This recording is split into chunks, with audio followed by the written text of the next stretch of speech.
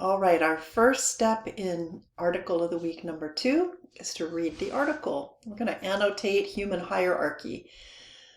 This is a great article written by Professor Ibram Kendi about the beginnings of racism in this country, and really the seed of this began with the Puritans, surprisingly. It's surprising that a group of people who escaped Europe for religious persecution then found ways to use religion to justify the persecution of others, first Native Americans and then Africans.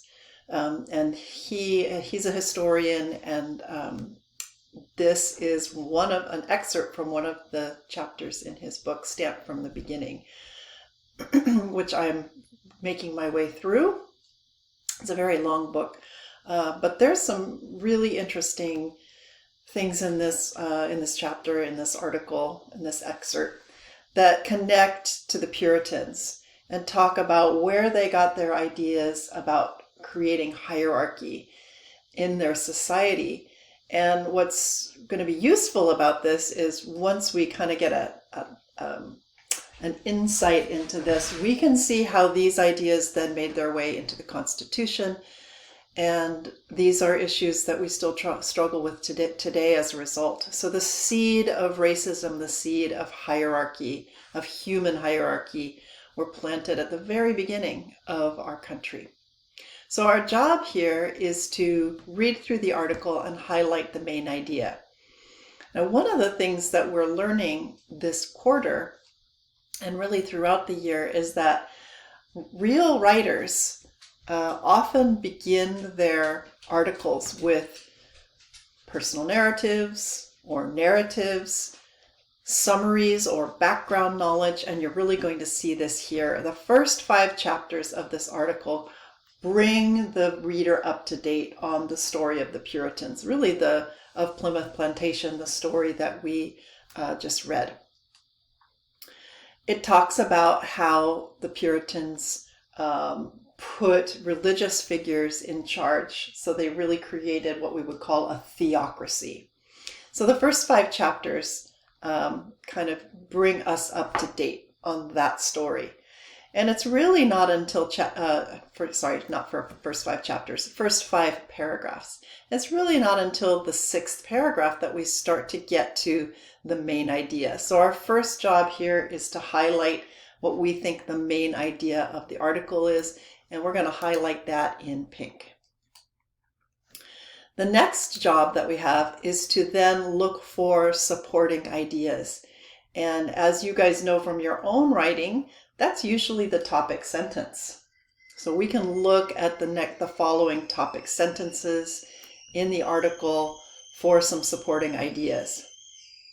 The last thing we want to do is find some good quotes that support those ideas, because we're going to use a quote in our summary. We're also going to use a quote in our 3rd paragraph where we're going to answer the questions. So remember, the format of our Article of the Week responses is a personal narrative, a summary, and then an analysis or an answer to one of the questions. I've also highlighted the words that I thought were more difficult, so you can find your definitions here. And then these are going to be the questions that we'll look at. That'll be in the next video. All right, so your job is to complete the highlighting, make some comments, like this, add comment, that connect this text to either society today or to some experience of your own that you've had. Now that I've highlighted the article, now I'm ready to do the summary paragraph.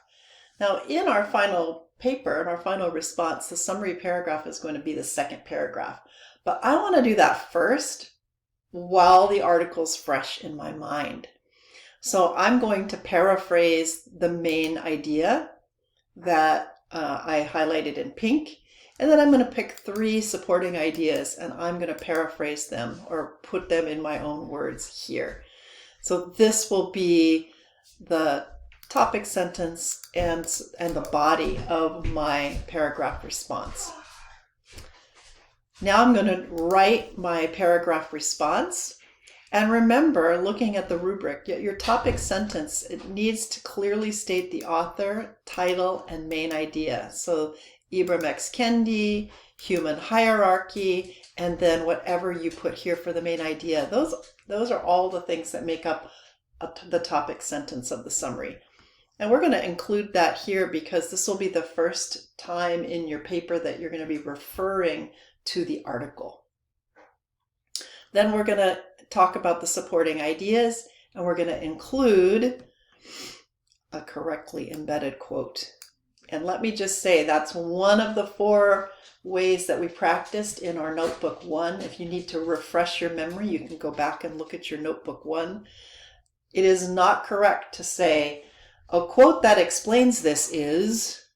That's not one of the 4 ways, and I'm seeing that a lot. That's maybe a 3rd grade or 5th grade way of introducing a quote, and we are moving beyond that.